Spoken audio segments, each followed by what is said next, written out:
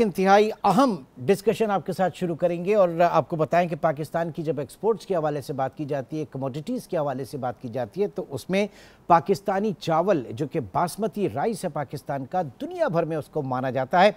और सिर्फ अगर यूरोपीय यूनियन के हवाले से बात करें तो पाकिस्तान का जो क्वांटम रहता है पर एनम ऑलमोस्ट 50 करोड़ डॉलर मालियत का चावल हम जो है यूरोपीय यूनियन को एक्सपोर्ट करते हैं।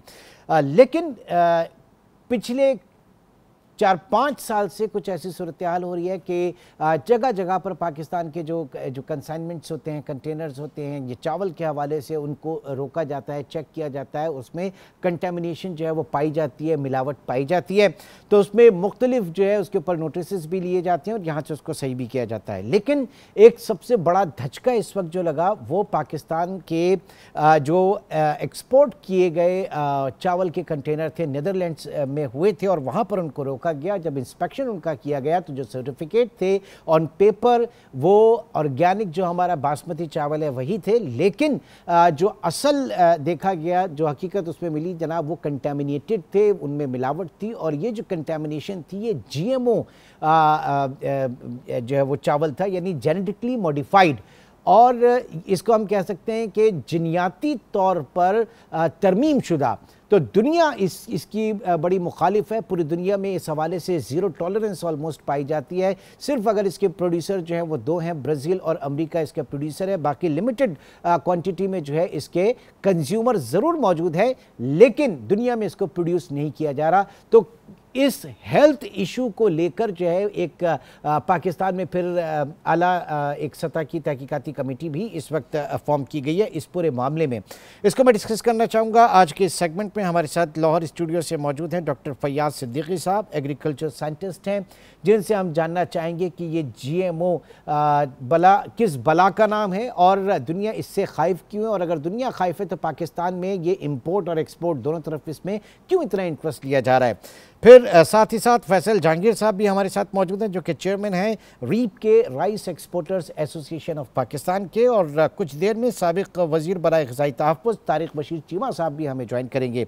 डॉक्टर साहब आपकी तरफ आता हूँ। पहले तो ये बताइएगा कि ये जेनेटिकली मॉडिफाइड ऑर्गेनिज्म ये है क्या चीज़, दुनिया इससे खाइफ क्यों है, ऐसे क्या हेल्थ रिलेटेड इश्यूज हैं जो इससे हो सकते हैं? पहले तो ज़रा इसके ऊपर बात कीजिएगा सर। असल में ये जो जेनेटिक मॉडिफिकेशन है, इसमें जब ह्यूमन इंटरवेंशन होती है, जब हम डीएनए एक क्रॉप का दूसरे क्रॉप पे लेके शिफ्ट करते हैं, तो उसका जो हमारा डीएनए का ट्रांसफ़र का मेथड है, इसके ऊपर ये नेचुरल जो तरीका है वो ये है कि नेचर भी यही करती है, लेकिन हम उसे आम तौर पे करते ये हैं कि हाइब्रिड क्रॉसिंग कराते हैं, या ह्यूमन जो है वो पॉलन जिसे हम कहते हैं ओपन पॉलिनेटेड भी होते हैं और क्रॉस पॉलिनेटेड भी होते हैं, हाइब्रिड पॉलिनेशन भी होती है। तो ये जो प्रोसेस कहलाता है ये नेचुरल, आप समझें कि transfer of genetic material from one variety to another variety, और दुनिया में अभी तक यही प्रोसेस सबसे ज़्यादा चल रहा है और चलता भी रहा है और कामयाब भी है। लेकिन विद टाइम एक जो साइंस और टेक्नोलॉजी ने प्रोग्रेस की, तो इसके अंदर ये बड़ा जो ना एक इशू आ गए कि जी अब हम किस तरीके पे क्रॉप्स को और ज़्यादा बेहतर तरीके पे टारगेटेड जो जीन्स हैं वो ट्रांसफ़र करें ताकि हमारी प्रोडक्टिविटी बढ़े और फूड सिक्योरिटी के इशू को जो है ना एड्रेस किया जाए। तो उसके लिए नई टेक्नोलॉजीज़ डेवलप हुई और बहुत अब एडवांस लेवल पे चली गई हैं कि आप फॉर एग्ज़ाम्पल आपने बीटी कॉटन का सुना होगा। बीटी कॉटन एक बैक्टीरिया है, उसका जो जीन है उसको ट्रांसफ़र किया गया कॉटन में, और उससे ये हुआ कि कॉटन की प्रोडक्टिविटी बहुत ज़्यादा बढ़ गई, और इससे भी ज़्यादा जो बेहतर काम हुआ वो ये हुआ। डॉक्टर जीएमओ का मैं असल पूछना चाह रहा हूँ कि जीएमओ का क्या, अगर ये पूरा कामयाब है, बहुत बेहतरीन टेक्नोलॉजी है, इतनी एडवांस है, तो फिर दुनिया इससे खाइफ क्यों है?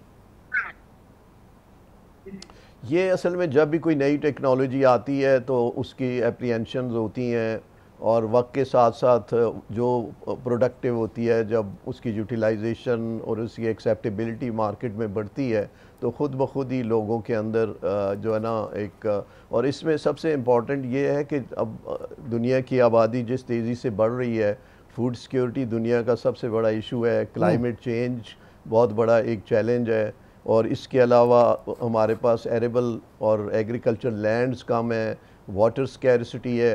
तो पूरी दुनिया के जो साइंटिस्ट हैं वो इसलिए काम नहीं कर रहे होते कि उन्होंने कोई नेगेटिव इम्पैक्ट लाना होता है, वो तो आगे फ्यूचरिस्टिक अप्रोच होती है कि फ्यूचर में जो होने वाला है, सर इस फ्यूचरिस्टिक बेस्ट एप्लीकेशन सर इस फ्यूचरिस्टिक अप्रोच के साथ अगर जीरो टॉलरेंस अगर देखी जा रही है, तो मैं सिर्फ ये जानना चाह रहा था कि जीएमओ से हमें डरना चाहिए या हमें नहीं डरना चाहिए हेल्थ रिलेटेड इश्यूज के हवाले से? मेरा ख्याल है कि नहीं, डरना इसलिए नहीं चाहिए कि एक जो हम जीन ट्रांसफ़र करते हैं एक नेचुरल मैकेनिज्म है, और ये जो है ह्यूमन इंटरवेंशन के थ्रू होता है। दोनों सूरतों में जीन ट्रांसफ़र होता है एक जगह से दूसरी जगह से, लेकिन इसकी अभी तक जो कंसेंसस कोई बिल्ट नहीं हुआ वर्ल्ड वाइड कि ये यूज़फुल है कि हार्मफुल है।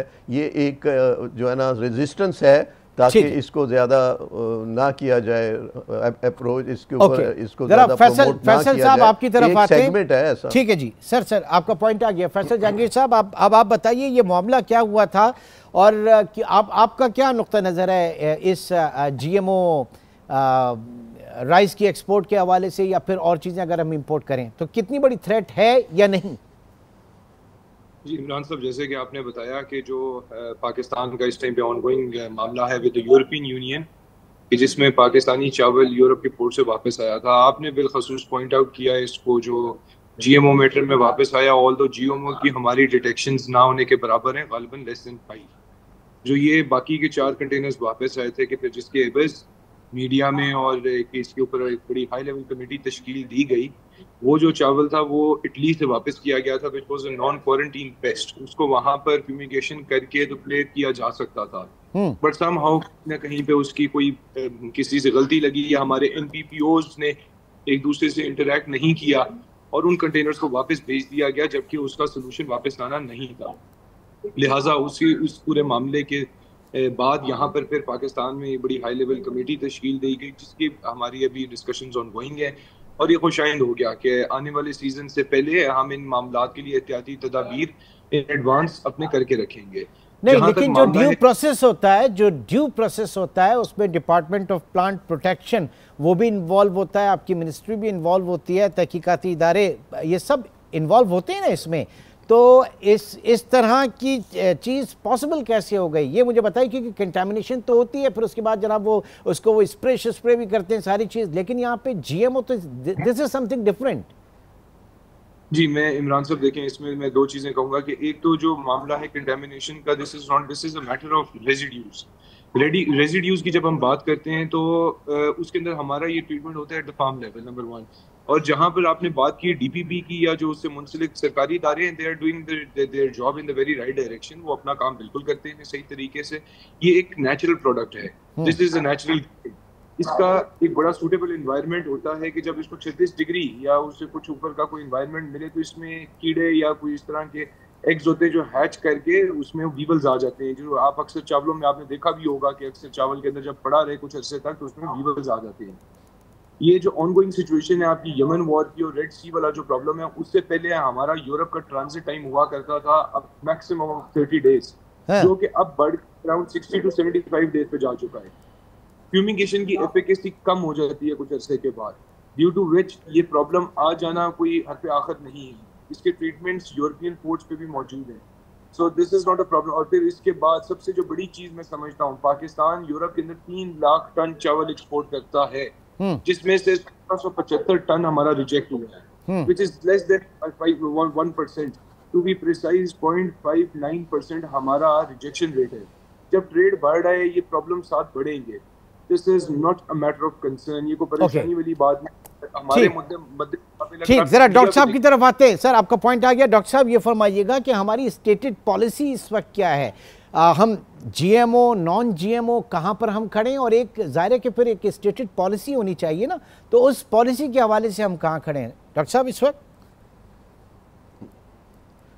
गवर्नमेंट बहरहाल पॉलिसी पे काम कर रही है और करती रहेगी, और असल चीज़ तो ये है कि हमें कैपेसिटी बिल्ड करनी है। और ऑर्गेनिक अगर आप क्रॉप देखें और इसी तरह आप जीएमओ देखें तो एक वक्त आएगा कि जीएमओ एक वैल्यू एडिशन हो जाएगी। और वैल्यू एडिशन का मतलब है कि अगर जो लोग जीएमओ ग्रो करेंगे, नॉन जीएमओ ग्रो करेंगे, उनको अच्छी वैल्यू मार्केट में मिलनी चाहिए जिस तरह ऑर्गेनिक की मिलती है। हाँ। अब ऑर्गेनिक राइस के अंदर अगर हम एक्सपोर्ट करते हैं तो हमें प्रीमियम मिलता है। हाँ। तो फ्यूचर में पाकिस्तान को अब ये पॉलिसी करनी चाहिए, एक तो अपनी लैब की कैपेसिटी बिल्ड करनी चाहिए और थर्ड पार्टी वैल्यूएशन करानी चाहिए ताकि आपकी जितनी भी कंसाइनमेंट्स जाएं वो काफ़ी हद तक आपकी तरफ से सिक्योर हों। और सर मेरा सिर्फ एक पॉइंट ऑफ कंसर्न था, पैरामीटर मेरा पॉइंट ऑफ कंसर्न ये है कि ये तो हम पाकिस्तान की बात कर रहे हैं ना, तरक्की पजीर मुल्क की बात कर रहे हैं। चले हम इसको कंपेयर कर लें इंडिया से, या फिर हम कंपेयर कर लें अपने नेबरिंग अफगानिस्तान या बांग्लादेश से। मैं अगर बात कर रहा हूँ यूरोपीय यूनियन के हवाले से, नीदरलैंड के हवाले से, और एडवांस्ड स्टेज की जो कंट्रीज़ हैं, जो तरक्की याफ्ता ममालिक हैं, वो इस सोच को क्यों नहीं आगे लेकर चल रही? जो आप बात कर रहे हैं कि जनाब वैल्यू एडिशन भी इससे हो जाएगी, उनके दिमाग में क्या चीज़ है?